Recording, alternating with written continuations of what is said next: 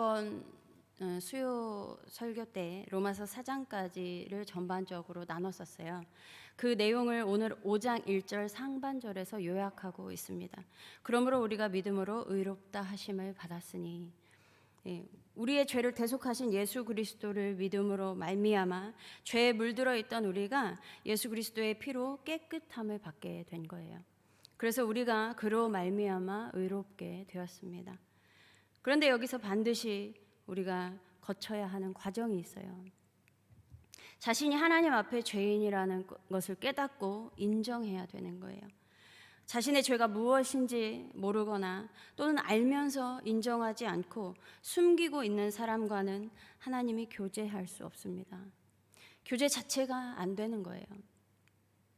자신이 죄인이라고 생각하지 않는 사람에게는 자신을 죄에서 구원해 줄 자가 필요하지 않죠. 병든 자에게라야 의원이 필요한 것입니다. 그래서 요한 1서 1장 8절에 만일 우리가 죄가 없다고 말하면 스스로 속이고 또 진리가 우리 속에 있지 아니할 것이요. 내가 죄가 없다라고 하면 속에 진리가 없는 거예요. 진리가 없는 사람이 나는 죄가 없다라고 하는 거죠. 요한일서 1장 10절에 만일 우리가 범죄하지 아니하였다 하면 하나님을 거짓말하는 이로 만드는 것이니 또한 그의 말씀이 우리 속에 있지 아니하니라. 내가 범죄하지 않았다라고 하면 하나님은 거짓말하는 분으로 만들어버리는 것이고 그 말씀이 우리 속에 없기 때문에 나는 범죄하지 않았다라고 하는 것이죠. 그러므로 나라는 존재는 선한 것 없는 죄인이라는 것을 철저하게 깨닫게 되기를 바랍니다. 그렇게 하여서 요한일서 1장 9절에 만일 우리가 우리 죄를 자백하면, 그래서 그렇게 깨닫고 우리 죄를 자백하면 그는 미쁘시고 의로우사 우리 죄를 사하시며 우리를 모든 불의에서 깨끗하게 하실 것이요. 우리가 죄인이라는 것을 인정하고 자백하면 하나님은 죄인이다라고 해서 멀리 하시는 것이 아니라 우리를 넉넉히 용서해 주시고 그 죄에서 깨끗하게 하시고 의롭게 해 주신다는 것입니다. 그런데 사도행전에 보면요, 오순절날 성령을 받은 제자들이 이제 방언을 하잖아요. 그것을 들은 예루살렘에 있던 사람들 중에 어떤 이들이 제자들을 향하여서 조롱을 하면서 술 취했다라고 하는 거예요. 그러니까 이 말을 들은 베드로가 그들을 향해서 우리 술 취하지 않았다라고 하면서 복음을 전해요. 그리고 베드로의 말을 들은 사람들은 사도행전 2장 37절에서 뭐라고 하냐면요, 그들이 마음에 찔려 해요. 그리고 베드로와 다른 사도들에게 물어보는 거예요. 형제들아, 그럼 우리가 어찌하면 되냐라는 것이죠. 그러니까 베드로가 뭐라고 하냐면요, 너희가 회개하여 각각 예수 그리스도의 이름으로 세례를 받고 죄사함을 받으라. 그리하면 성령의 선물을 받으리니. 그래서 이날 신도의 수가 3,000이나 더해졌습니다. 그런데 사도행전 6장에서 스데반이 은혜와 권능이 충만해서 큰 기사와 표적을 민간에 행할 때에 스데반과 더불어 논쟁하는 사람들이 있었어요. 그런데 스데반의 지혜와 성령으로 그 말함을 당하지 못하는 거예요. 스데반이 너무 성령이 충만해서 말을 너무 잘하는 거예요. 그래서 사람들이 안 되니까 매수해가지고 스데반을 공회로 잡아가요. 이때 스데반이요, 대제사장과 공회원들과 사람들 앞에서 복음을 전합니다. 그리고 7장 54절에 그들이 이 말을 듣고 마음에 찔려 그를 향하여 이를 갈았다고 말씀하고 있어요. 스데반을 향해서 이를 가는 거예요. 그리고 스데반을 돌로 쳐 죽였습니다. 여러분, 베드로가 복음을 전할 때나 스데반이 복음을 전할 때나 듣는 사람들의 마음이 찔린 것은 똑같았어요. 그런데 어떤 이들은 회개하고 죄사함을 받고 예수 그리스도를 믿게 되었고요, 어떤 이들은 이를 갈며 스데반을 죽였습니다. 베드로가 능력이 더 많아서 많은 사람들이 믿음으로 나왔고 스데반이 능력이 없어서 돌로 맞아 죽은 것일까요? 여러분, 말씀을 전하는 자나 말씀을 듣는 자나 1차적으로 우리는 하나님 말씀 앞에서 모두 청자예요. 듣는 자가 되어야 하는 거예요. 그런데 그 말씀을 듣는 자가 하나님의 말씀을 듣고 마음에 찔릴 때, 그래서 그 자신의 죄가 드러났을 때 어떻게 반응하냐라는 것이죠. 어느 날 우리가 하나님의 말씀으로 인해 그것이 죄라는 것이 깨달아지고 그게 마음에 찔렸어요. 그럴 때 있잖아요. 그런데 이때 유쾌하지 않죠. 저는 유쾌하지 않더라고요. 어떤 때는 내 허물이 들춰져서 한동안 부끄러워요. 내가 왜 그랬을까? 지난주에 이제 중학교 1학년 막 올라온 애들하고 우리가 내가 왜 그랬을까 할 때가 있잖아. 했더니 자기들도 흑역사가 있대요. 그러면서 막 얘기를 하더라고요. 그 흑역사들이 있잖아요. 내가 왜 그랬을까? 근데 그 죄가 깨달아진 거. 근데 그때 너무 그것만 생각하면 부끄러운 거예요. 깨달아지고 나서. 그래서 그 순간 먼저 드는 생각은 회피하고 싶거나 아니면 나 자신을 방어하고 싶잖아요. 내가 왜 그렇게 할 수밖에 없었는지. 이렇게 자신의 죄에 대하여 직면하고 싶지 않고 그것을 직면하게 되면 고통스러울 때가 있잖아요.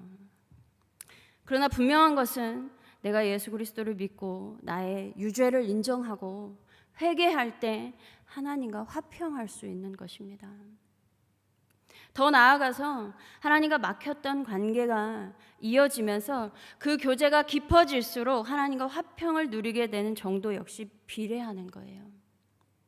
그런데 어떤 사람은 죄 용서를 받고 예수 그리스도로 말미암아 의롭다함을 받았어요. 그럼에도 화평하지 못한 사람이 있을 수 있어요. 도대체 왜 그러는 것일까요?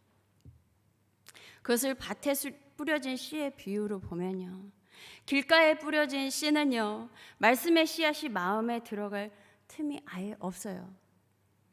예수 그리스도에 대한 믿음이 있다고 하지만 늘 사탄에게 노출되어 있는 거예요. 그래서 사탄이 와서 말씀을 그냥 빼앗아가 버리는 거죠. 그래서 말씀에 대한 믿음은 없고 계속 의심만 가득한 거예요. 그래서 말씀을 들어도 이게 진짠가? 라는 거죠. 예수 그리스도를 믿는다 하면서 말씀에는 의심이 가는 거예요. 그게 심겨지지 않는 거죠, 마음에. 그리고 돌밭에 뿌려진 씨는요, 말씀을 들을 때는 즉시 기쁨으로 받아요. 그런데 환난이나 박해가 일어나면 넘어지는 거예요. 이것은 성경에 기록되어 있는 좋은 것만 받으려고 해서 그래요. 좋은 말씀만 받고 싶은 거예요. 그래서 환난이나 박해가 오면 이해가 안 가는 거고 믿음을 거부하게 되는 것이죠. 하나님은 우리에게 어떤 일부분의 말씀만 주시지 않았어요. 창세기부터 요한계시록까지 모든 말씀을 우리에게 주셨습니다.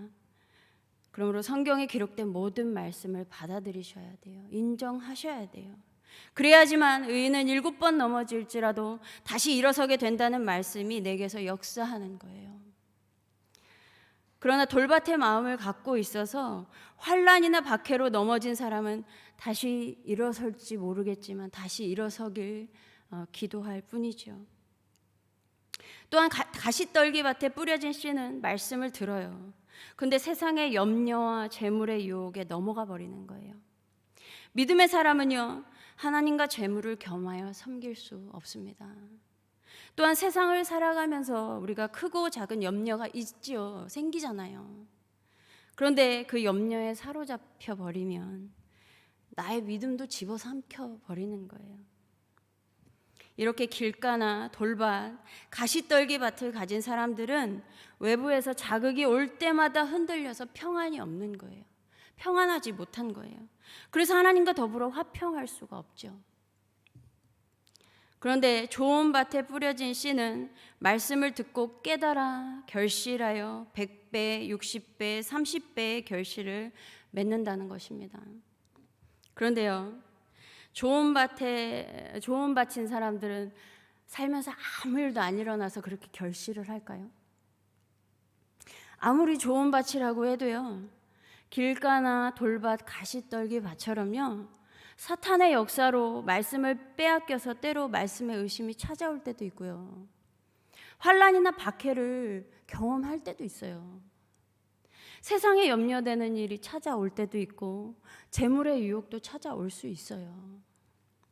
그럼에도 좋은 밭을 갖고 있는 사람은 그렇게 잠시 흔들릴 수는 있으나 말씀을 사모하고 신뢰하는 마음이 커서 다시 제자리를 찾아오는 거예요. 그래서 믿음의 뿌리를 계속 땅속 깊이 내려가는 것이죠.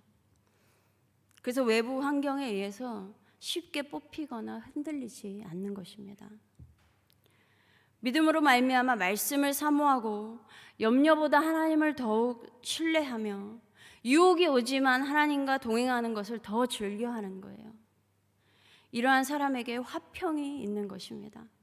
이러한 화평을 누리시기를 바랍니다. 또한 2절에 그로 말미암아 믿음으로 서 있는 은혜에 들어감을 얻었으며 하나님의 영광을 바라고 즐거워하느니라. 하나님의 영광에 이르게 될 소망을 품고 자랑을 한다는 거예요. 이것이 어떤 것을 내세우는 자랑이 아니라 자신감과 확신을 갖고 있다는 뜻이에요. 그래서 하나님의 영광에 이르게 될 미래의 확신에 대한 그 소망인 것이죠. 다시 말해서 예수 그리스도를 믿음으로 말미암아 의롭게 된 자는 하나님과 화평을 누리고 동시에 미래에 대한 소망을 갖고 살아가게 되는 것을 말씀하고 있는 것입니다. 그래서 3절에 다만 이뿐 아니라 우리가 환난 중에도 즐거워하나니, 우리가 의롭다함을 받아도 환난을 만나는 거예요. 아무리 내가 좋은 밭이어도 환난을 만나는 것이죠. 그러나 환난 중에도 믿음과 소망에 대한 확신이 더 큰 거예요. 그러면서 이러한 환난을 겪으면 인내가 생긴다고 말씀하고 있습니다. 이렇게 환난을 겪으며 인내하면 연단이 되는데, 이 연단이 헬라어로 도키메라고 해서요, 철을 가공할 때 쓰이던 말과 관련된 거예요. 대장간에서 철을 가공할 때 그 풀무질을 해서 쇠를 빨갛게 달구잖아요. 그 다음에 쇠 망치로 망치로 계속 내려치죠. 이것을 찬물에 넣었다가 꺼내서 다시 달궈서 또 망치로 쳐요. 이것을 계속 반복하죠. 이 과정을 반복할 때 어떠한 일이 일어나냐면 철 조직의 간격이 점점 가까워져서 단단해지는 거예요. 밀도가 아주 높아지는 거죠. 이처럼 연단은 우리의 믿음을 더욱 단단하게 하는 것입니다. 그렇게 되었을 때 연단은 소망을 이루게 된다고 하고 있어요. 그리고 5절에 소망이 우리를 부끄럽게 하지 아니함은, 이것이 이 소망은 우리를 실망시키지 않는다는 말씀입니다. 왜냐하면 하나님께서 우리에게 주신 성령을 통하여 그의 사랑을 우리 마음속에 부어주셨기 때문이래요. 그러니까 이 뜻은 우리 마음속에 부어주신 그 하나님의 사랑이 확실하기 때문에 우리가 소망하는 것을 실망시키지 않는다는 것입니다. 그런데 그 사랑을 우리에게 언제 부어주셨냐면요, 6절에 우리가 아직 연약할 때에, 8절에 우리가 아직 죄인 되었을 때에 부어주셨다는 거예요. 의인을 위하여 죽는 자도 선인을 위하여 죽는 자도 간혹 있지만 없죠.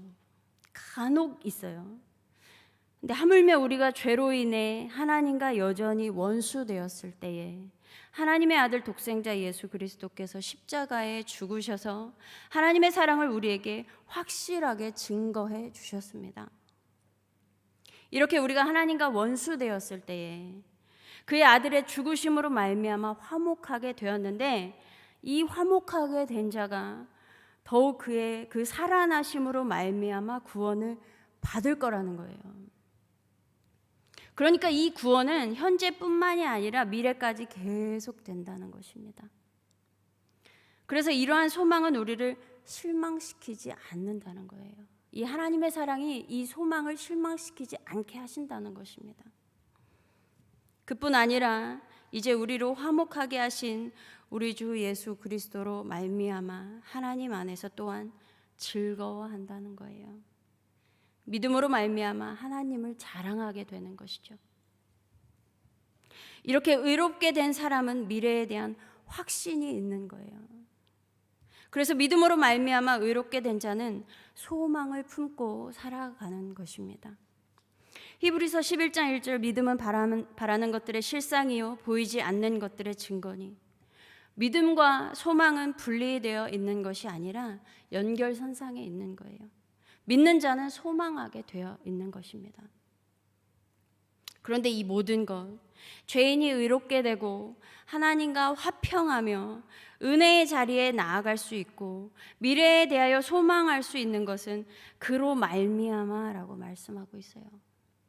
5장 1절에서 11절까지 그로 말미암아, 예수 그리스도로 말미암아, 그의 피로 말미암아, 그의 죽으심으로 말미암아, 이러한 표현이 8번 나와요. 의롭지 못하고 경건하지 않으며 우리가 아직 죄인이고 하나님과 원수되었을 때에, 그래서 우리 스스로 죄인인지도 모른 채 어둠 가운데 살아가고 있는 우리를 위해서 예수 그리스도께서 대신 죽기 위해 이 땅에 오셨어요. 이 세상이 자신을 받아주지 않을 것을 알면서도 오셨어요. 그럼에도 끝까지 구원을 완성하셨습니다. 그래서 이 예수 그리스도를 믿음으로 말미암아 우리가 의롭게 되었고 우리가 구원을 받았습니다. 그래서 미래를 소망할 수 있는 거예요.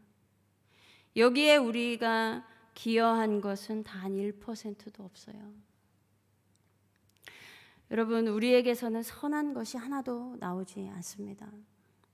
우리가 의롭게 되어 소망을 품고 살아갈 수 있는 것은 예수 그리스도의 공로로만 가능한 거예요. 그러므로 오직 그로 말미암아 하나님과 화평을 누리며 늘 은혜의 자리에 서 있고 장래의 소망을 품고 살아가는 우리 모두가 되기를 바랍니다. 오직 그로 말미암아 그렇게 되기를 바랍니다. 다 같이 기도하겠습니다. 하나님 감사합니다. 하나님, 우리를 구원해 주신 오직 예수 그리스도의 공로만이 우리에게 만족함이 되게 하여 주시옵소서. 하나님, 우리 안에 오직 예수 그리스도의 그 보혈의 피로 우리가 의롭게 되었음을 하나님 믿음으로 고백하며 오직 주님만 의지하며 주의 공로만 의지하며 살아가는 우리 모두 되게 하여 주시옵소서. 그래서 우리 하나님만 자랑하는 우리의 입술이 되기를 원합니다. 감사드리며 우리 주 예수 그리스도의 이름으로 기도드립니다. 아멘.